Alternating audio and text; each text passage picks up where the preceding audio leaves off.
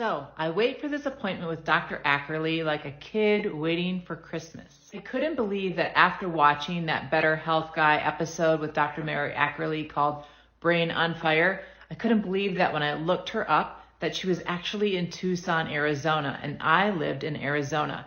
So I thought, this is like fortuitous. This is meant to be. By the way, I'll put her information in the comments for you guys.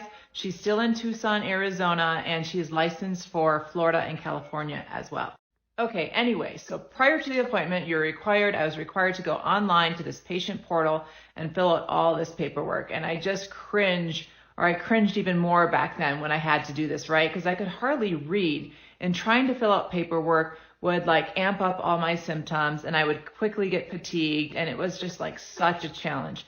But I did it, and I did it with great detail. So it's finally the day of the appointment, and we drive up to her office, which is in this beautiful home in this beautiful neighborhood in Tucson. We walk into the home office, and we're greeted by this gentleman who I later on find out is her husband. And he just exudes like this peace and quiet, right? And he seats us in this waiting room, and he goes on to get Dr. Ackerley. And as I'm sitting there, I'm feeling like, oh, I really like this place. Like, it feels like I'm healing just sitting here because of the ambiance with the plants and the stones. Like, it just had that quality to it where you feel like if I could just stay here for a while, maybe I would just completely heal. So I'm eventually taken into this room where I sit down across the table from Dr. Ackerley. She's looking through all the paperwork that I sent in. I also have my medical binder with me, and I'm waiting for her to get started.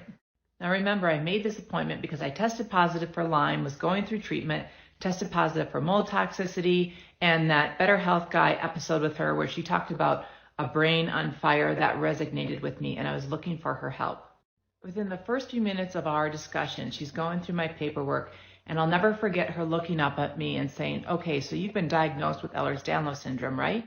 You guys, I started to fume immediately because I had filled out that paperwork with such great detail. And I didn't mention Ehlers-Danlos syndrome. I didn't even know what Ehlers-Danlos syndrome was. I literally thought she had the wrong file. And I thought, oh my gosh, here we go again. Another doctor that's not taking the time to really look at me. But that was far from the case. She was super looking at me. She asked me to stand up, and she assessed me physically, looking at the width of my arm span, looking at the flexibility of my joints, my elbows, my knees, if I could touch my hands to the floor, etc. She was basically assessing me for Ehlers-Danlos syndrome with a scale known as the Beighton scale. Oh shoot, we're running out of time. Okay, follow me to the next video. So I'm in Dr. Ackerley's office, right? And she's asking me to do kind of like all these different positions. So can I touch my toes, keeping my knees straight or my legs straight, and put my hands flat to the ground? Can I take my thumb and touch it to my arm? Can I kind of make this prayer type thing behind my back? And she goes on and on. Like when I stand, do my knees kind of bow out backwards? Do my elbows kind of bow out backwards? She's looking at all of these things. She also asked me to put my arms straight out, and she measures the span of my arms.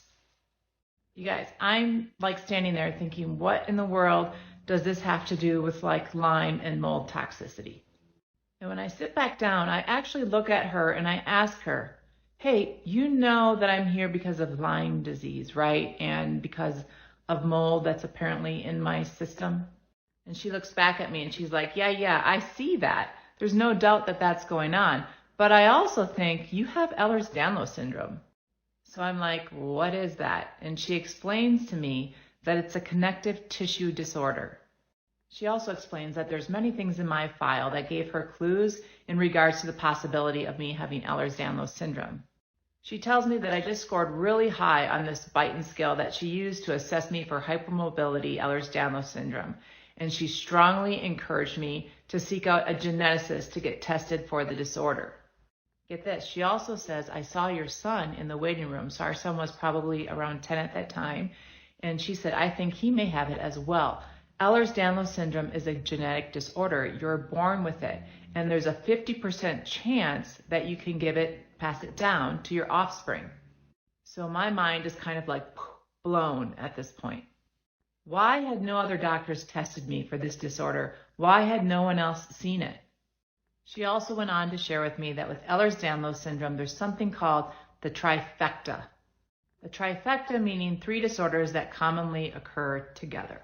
In this case, the trifecta included Ehlers-Danlos syndrome, mast cell disorder, and POTS. Well, ding ding, I had already been diagnosed with POTS, right? At the Mayo Clinic in Scottsdale, Arizona, I did that tilt table test, and I was confirmed a POTS patient. So she saw the POTS diagnosis in my file. She also saw that I often got rashes and would break out in hives and would have like these itching fits. She explained that she thought this was mast cell and that mast cell could also cause inflammation in the brain.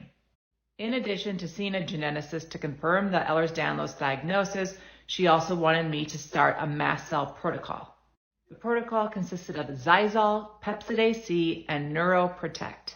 Life-changing.